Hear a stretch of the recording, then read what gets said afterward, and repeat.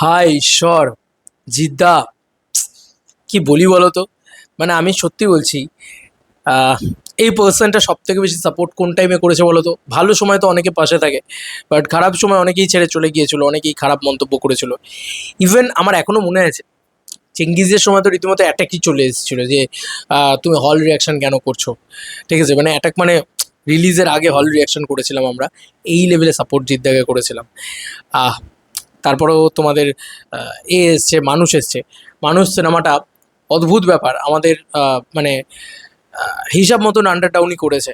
কিন্তু আমি কিন্তু ছবিটাকে স্ট্রেট কাট ফ্লপ বলতে রাজি হইনি। খুব খুব সাপোর্ট করে গেছি ছবিটাকে। ভিউজ কম এসছে তাও সাপোর্ট করে গেছি, because of Jeddah, love Jeddah. But একটা প্রবলেম আছে। এখন যদি জিদ্দার টিম তথা নন্দী মুভিজ ডিসাইড করে যে 16ই নভেম্বর ডেটটাকে তারা চুজ করছে, তাহলে খুব খুব ভুল ডেট চুজ করছে। প্রথমত ক্রেডিট যাচ্ছে রূপম ইউনিভার্সের রূপমকে। ও অ্যাকচুয়ালি ভিডিওটা বানিয়েছে, সেখান থেকেই আর কি আমার এই ভিডিওটা তৈরি করা। জিদ্দার কিন্তু আলটিমেটলি এটা যদি করে জিদ্দা, খুবই ভুল সিদ্ধান্ত নেবে আমার মনে হয়। মানে এর থেকে তো বেটার দুর্গাপুজোয় চলে এসো। এবার দুর্গাপুজোর ছবিগুলোরও কিন্তু বিপদে পড়ার একটা চান্স রয়েছে, এটা আমাকে একজন বলছিল। এক ইউটিউবারই বলছিল, আমি নামটা আপাতত, আচ্ছা চলো, প্রীতিশই বলছিল যে রামায়ণ আসছে সব থেকে বড় কথা। এবং হিসাব মতন বোধহয় অক্টোবরের 20 তারিখ না এরকম টাইম লাইনে রিলিজ করছে, নভেম্বরে রিলিজ করছে না ছবিটা। তো সেক্ষেত্রে একটা হিউজ হিউজ বাজ আছে রামায়ণের। যাই হোক না কেন, আদিপুরুষের মতন ফালতু হলে, দেখো প্রোমো ভালো লাগেনি, আদিপুরুষের মতন ফালতু হলে যখন তখন লটকে যাবে। কিন্তু যদি জিদ্দা এখন ডিসাইড করেন যে এই ডেটটা, টাইমিংটা পারফেক্ট ছিল, এখন ভিএফএক্সটা নিয়ে তারা কাজ করছে, মুম্বাই থেকে কাজ হচ্ছে, এই হচ্ছে, যাতে দেখতে ভালো লাগে, এটারই তো একটা একটা পয়েন্ট।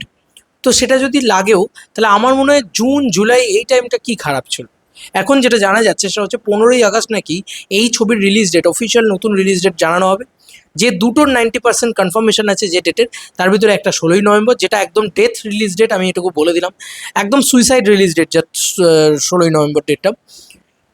এবং 25শে ডিসেম্বর ডেটটাও কিন্তু kind of detrimental release date, আমি এইটুকু বলে দিলাম, খুবই প্রবলেমেটিক রিলিজ ডেট। কেন? 25শে ডিসেম্বরের ক্রিসমাস উইন্ডোতে তো দারুণ ছবি চলে। আমি নিজেই বলেছিলাম ওয়ান্স আপন এ টাইম যে ক্রিসমাসে এসে, ক্রিসমাসে। এখন না গল্পটা অন্যদিকে ঘুরে গেছে, কেন বলো তো? কারণ এখন যে যে জিনিসগুলো রয়েছে তাতে অনেক চাপ হয়ে গেছে। যখন বলেছিলাম তখন কিং বোধহয় অ্যানাউন্সমেন্ট হয়নি, তখন বোধহয় ডুমসডের অ্যানাউন্সমেন্ট ছিল না। দেখো, ডুমসডে নিয়ে আমি ব্যক্তিগতভাবে একদম এক্সাইটেড নয়, কিন্তু ডুমসডে নিয়ে একটা অডিয়েন্স আছে যারা এক্সাইটেড।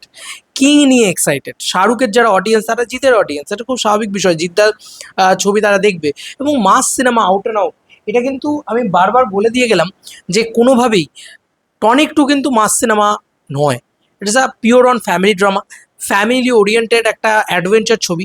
আর কিছু কিছু লোকের কিছু কিছু টাইম ফোটে নিজেদের জনারে। জিদ্দার যেরকম ঈদ, দেবদার সেরকম ক্রিসমাস। ক্রিসমাসে দেবকে হারাতে পেরেছে এরকম কেউ আসেনি। শাহরুখ খান এসে ডাউন খেয়ে গেছে, এটা দেবদার ভাগ্য।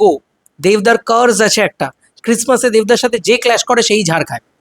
ইয়েস, অ্যাভেটার থেকে শুরু করে স্পাইডারম্যান, কেউ এসে দেবদাকে ক্রিসমাসে আটকাতে পারেনি। এবং ওই ছবিগুলো করে বলে আরও বেশি করে।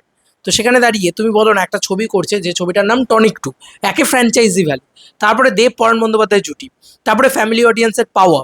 ঠিক আছে, সবাই মিলে ফ্যামিলি অডিয়েন্স বেরোবে, সেটা কিন্তু কেউ বলে বিপ্লবী, কেউ বলে ডাকাতের ক্ষেত্রে কনভার্টেড হবে না।